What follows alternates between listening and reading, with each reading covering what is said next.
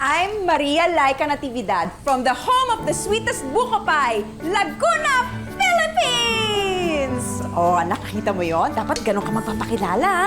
Para ikaw yung piling winner dun sa UN, dun sa school nyo, Miss UN. Kaso nahihiya po ako eh. Ay naku ate, nakakahiya ka talaga. At pagtatawanan ka lang ng kaklase mo. Hindi. Sigurado. Hoy, hindi. Ba't ka naman pagtatawaran, anak? Eh, kaya nga ikaw yung napili kasi ikaw ang pinakamaganda sa lahat. Kaya, laban lang ng laban, anak. Isang araw, itong bahay na to mapupuno ng lahat ng mga corona at mga trophies mo. Kayo po ma, di ba sabi niyo po dati, sumasali po kayo sa mga beauty contest? Asan po yung mga corona niyo? Anak, kasi...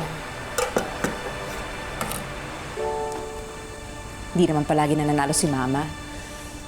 Lumalaban pero hindi pinapalad. Kasi, ewan ko ba, pagdating sa question and answer, biglang bumabaluktot yung dila ko eh. Kaya yun, walang corona. Pero, dahil nandito kayo sa buhay ko, kayo ang pinakamaganda kong corona.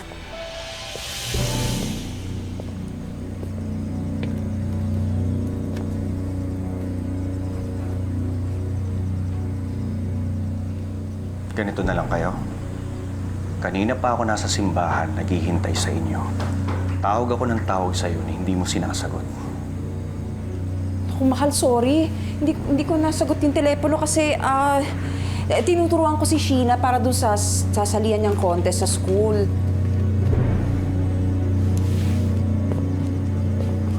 Ipagpapalit niyo ang oras niyo na dapat sa Panginoon para sa isang bagay na wala ka kwenta-kwenta?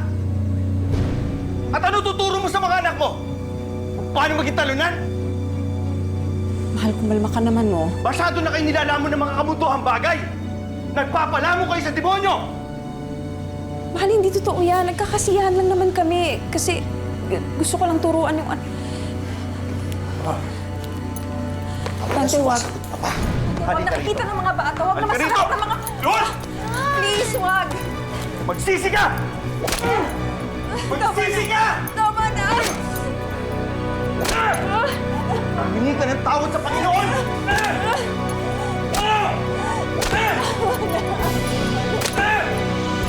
Masiyahin si Laika.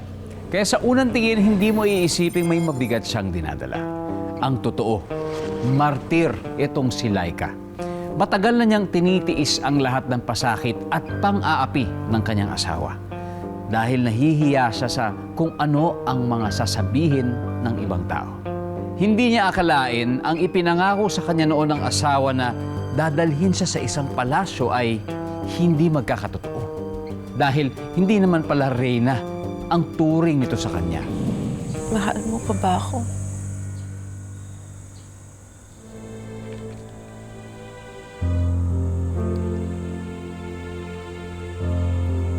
Efeso, Kapitulo 5, versikulo 33. Kaya't kayong mga lalaki, mahalin niyo ang inyong mga asawa gaya ng inyong sarili.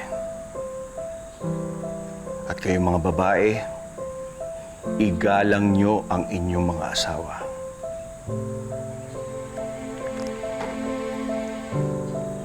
Mahal kita.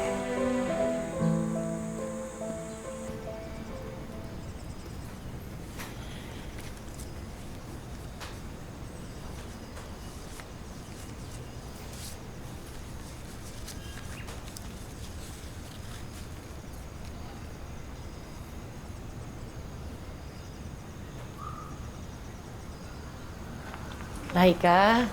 Ate! Oh, ginagawa mo. Sige, sige. Puka muna. Dito ka lang. Hi, Farah! Oh, ito, habang tumatagal, paganda ng paganda. Buti na lang, mana sa tita. Gusto ko lang kumustahin yung mga pamangkin ko. Asan sila? Marco at Sheena? Nandun sa kwarto nila nag-assignment. Sige, mamaya papuntahin ko na lang sila dito. Okay, sige. Tinatapos lang ako. Sorry, medyo maraming... Ay, thank you. Oh. Oh. Ano na naman ba yan? Sinaktan ka ba uli ng magaling mong asawa? Na-aksidente lang ako. Ay, nako, bahala ka. Masyado ka nagpapakamartir dyan sa asawa mo. O Farah, akitin na namin yung mga bata, ha? Sige, dun muna Halika, kayo. puntahan natin sila.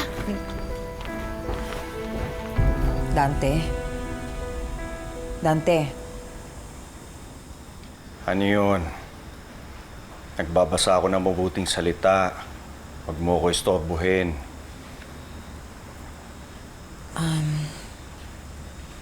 Dante, kasi yung mga bayarin natin, nagpatong-patong na.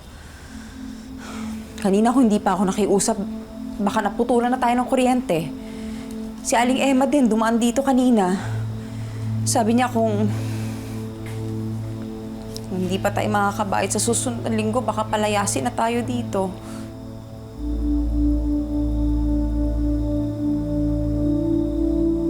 Ano ba talagang plano mo? Istorbohin mo ko. Para lang sa mga masamang balitang yan.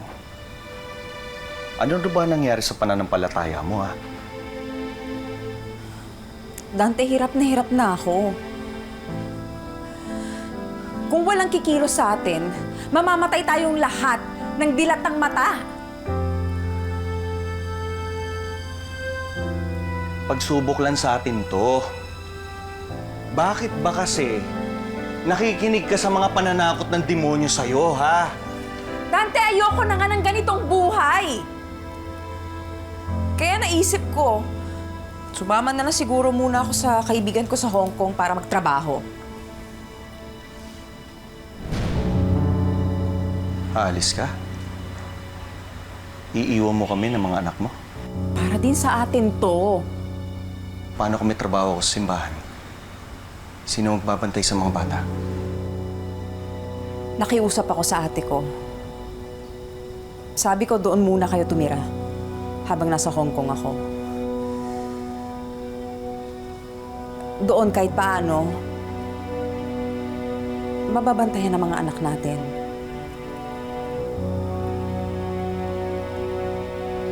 Bahala ka.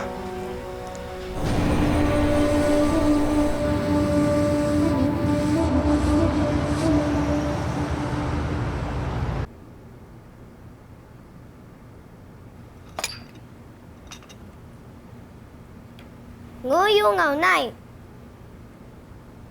What, Lucy? Nguyong ngao nai. I've been telling you that. Ah.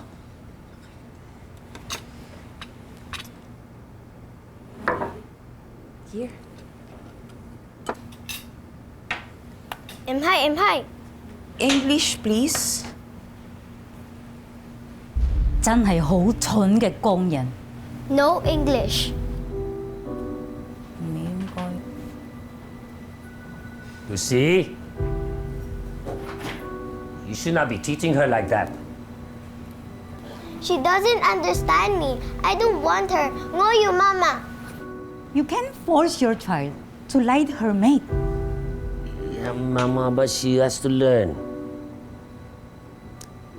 Lucy,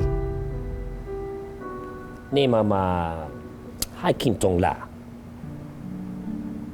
Koi wi hoi sam. You ko ni toy ya like ho.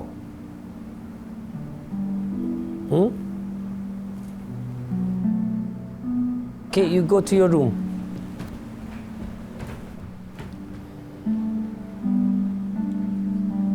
I am very sorry, Laika. I hope you understand. She is going through a really hard time. I understand, sir.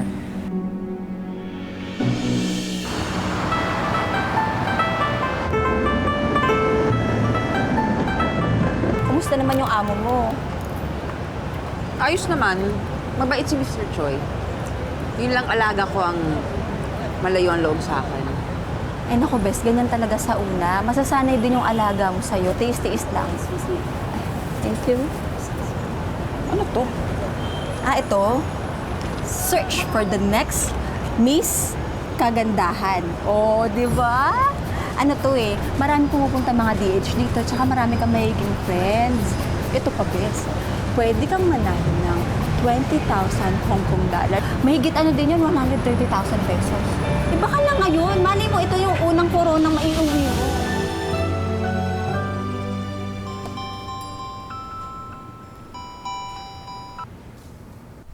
Mahal, Hello, Dante.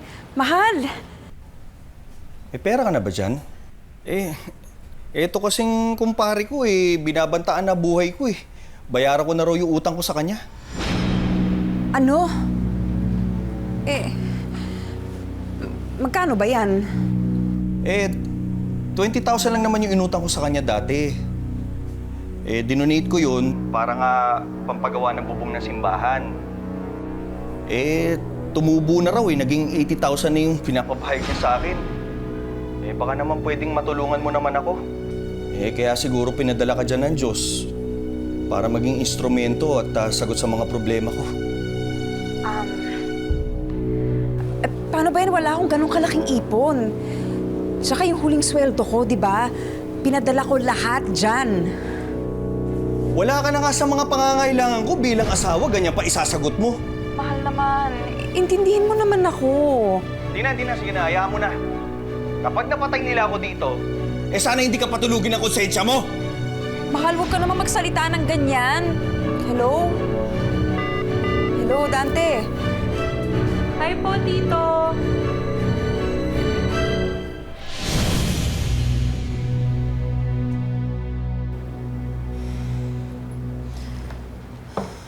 Sir. Is everything okay? Yes. Yeah, everything is okay. Just Laika, what is wrong?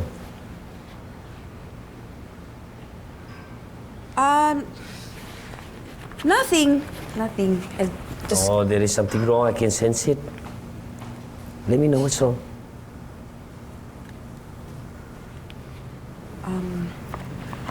Sir, my husband needs money. He has debt, and I feel bad because Let me help you. I can't help. I want to help. No, it's How okay. much do you owe? How much does he owe? No, it's okay. No, I'm serious. No, I will lend you the money, and then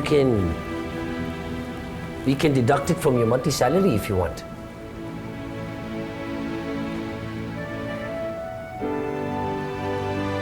Really? Yes.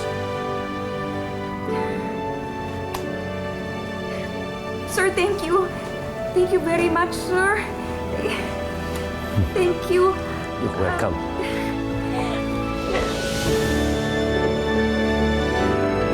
What's going on here?